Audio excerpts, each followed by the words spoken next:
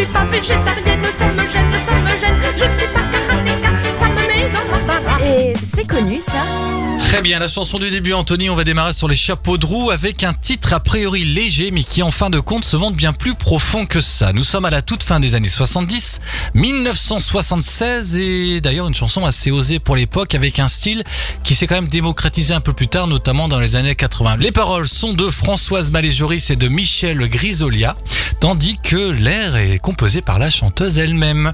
L'histoire raconte que cette chanson d'ailleurs est née à la suite d'une tradition annuelle. À l'époque, Françoise Mallet-Joris, compagne de la chanteuse, avait pris pour habitude durant les fêtes de Noël d'organiser justement des soirées où il devait se montrer créatif et proposer d'imaginer justement des choses. La chanteuse va donc se poser au piano et puis elle va imaginer justement un mystère en alexandrin du XXe siècle. Donc elle va se lancer en jouant un air inspiré d'Offenbach et elle va jouer sur la répétition de phrasés qui va dépeindre l'ascension sociale d'une jeune provinciale.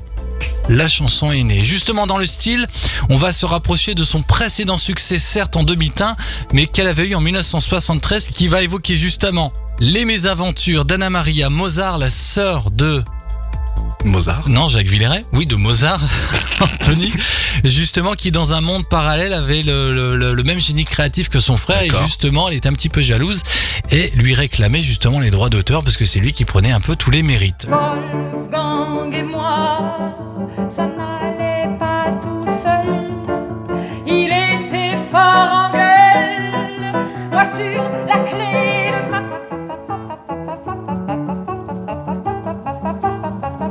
Il y a plus de 50 ans cette chanson et on parlait déjà de féminisme justement. Quelle année ? En 1900, je l'ai dit, en 1976. Et justement, cette c'est pas thématique... une chanteuse qu'on a déjà évoquée la semaine dernière. On a évoqué la semaine dernière cette chanteuse, justement. Oui. L'histoire d'une jeune femme qui, voulant faire comme tout le monde, finalement, elle n'était pas à la mode, elle n'est pas fan de cinéma, elle n'est pas pour la libération de la femme, elle n'est pas alcoolique. Bref, je pense que tu commences à comprendre vers quoi nous allons. Et je viens limite de faire une chanson paraphrasée, puisque nous parlons de Marie-Paul Bell et du titre La Parisienne. Je ne suis pas parisienne, ça me gêne, je ne suis pas dans le vent, c'est navrant. Et La Parisienne. J'adore. Marie-Paul Bell, retour donc en 1976, c'est la chanson du début. Marie-Paul Bell, La Parisienne, elles sont connues. Bah, bien sûr que c'est connu. Je ne suis pas nymphomane, on me blâme, je ne suis pas travesti, ça me nuit, je ne